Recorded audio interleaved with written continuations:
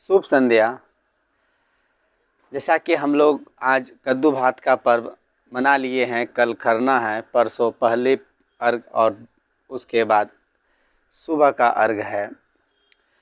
यह जो छठ पूजा है हम लोगों के लिए, हम सबों के लिए बहुत बड़ा पर्व माना जाता है। इसे लोक आस्था का पर्व कहा जाता है। एक छोटी सी कहानी। एक कंपनी में एक लड़का, बिहारी लड़का, वह काम करता था। छठ पर्व का समय नज़दीक आ गया। माँ बार बार घर से फ़ोन करती थी कि बेटा तुम कब आओगे, तुम कब आओगे।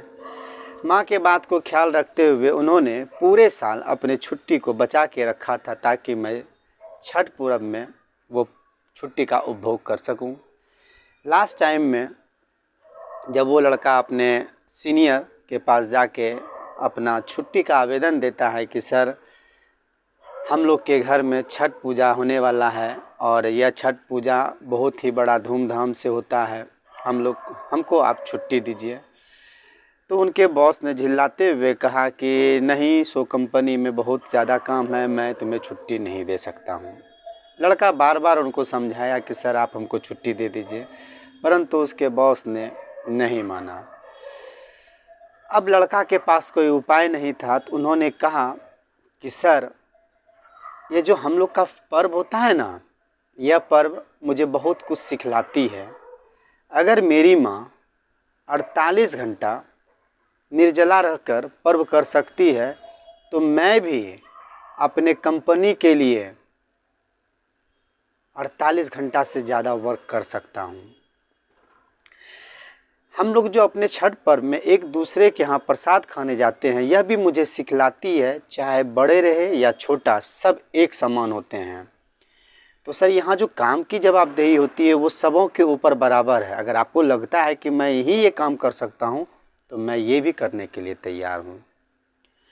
हम लोग जो छठ पर्व में रोड पे सफाई करते हैं सर, तो इतनी अच्छी से सफाई करते हैं कि आप चाहिएगा तो अपना चेहरा उसमें देख सकते हैं।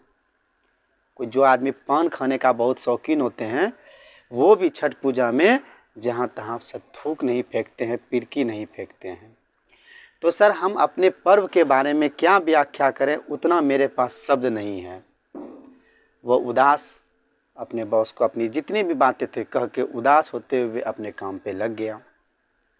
काम पे बैठा और मेंबर लोग भी काम कर रहे थे। इसी बीच में उनकी माँ का फ़ोन आया कि बेटा तुम कब आ रहे हो, गेहूँ पिसवाना है, बेटा कब आ रहे हो, और सब सामान खरीदना है। बेटा ने कहा मम्मी मुझे छुट्टी नहीं मिला है, तुम पापा को बोलो कि वो गेहूँ पिसवा लें, तुम पापा को बोलो कि और सब काम करवा लें। और यह कह के बेटा ने फ़ोन रख दिया। कुछ देर के बाद माँ का फिर फ़ोन आया, बेटा तुम नहीं आओगे तो घर सूना लगेगा, तुम्हारे बिना मुझे मन नहीं लगेगा। बेटा ने फिर कहा कि माँ मैं मजबूर हूँ, मुझे अपने सीनियर बॉस ने छुट्टी नहीं दिया, मैं नहीं जा सकता। ये जो सिलसिला माँ और बेटे का चल रहा था, तो उनके जो बॉस थे वह दूर दरवाजे से बार बार देख रहे थे कि ये बात क्या कर रहा है। वो जो देखा कि माता पिता भाई बहन और खुद आने के लिए कह रहा है और ये अपनी मजबूरी उसको बता रहा है कि नहीं जा पा रहा है, तो ये त्याग देख के उनके मन में भी आया कि नहीं, हम बहुत बड़ा गलती कर रहे हैं। चूँकि गलती इतनी बड़ी उन्हें महसूस हो रही थी कि वो डायरेक्ट नहीं बोल सके, इसलिए उन्होंने वहाँ से बैठ के उस लड़के को मेल पे भेजा कि आपकी छुट्टी मैंने स्वीकृत कर दी। काम करते ही उनके स्क्रीन पे देखा कि मेरे बॉस का कुछ मेल आया, तो उसको लगा कि कुछ काम का और लोड हुआ होगा। उन्होंने उसे खोला तो देखा कि उस पर मेरी छुट्टी स्वीकृत हो गई है। उसे विश्वास नहीं हुआ।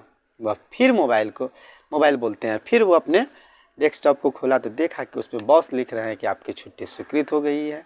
अब तो क्या कहिए, मतलब खुशी का इतना उमंग उसके ऊपर आ गया कि वह अपने आप को संभाल नहीं पा रहा था। और उन्होंने तुरंत अपनी मम्मी को फ़ोन किया कि मम्मी पापा को बोल देना गेहूँ वो नहीं पिसाएंगे, हम गेहूँ पिसाएंगे, हम आ रहे हैं।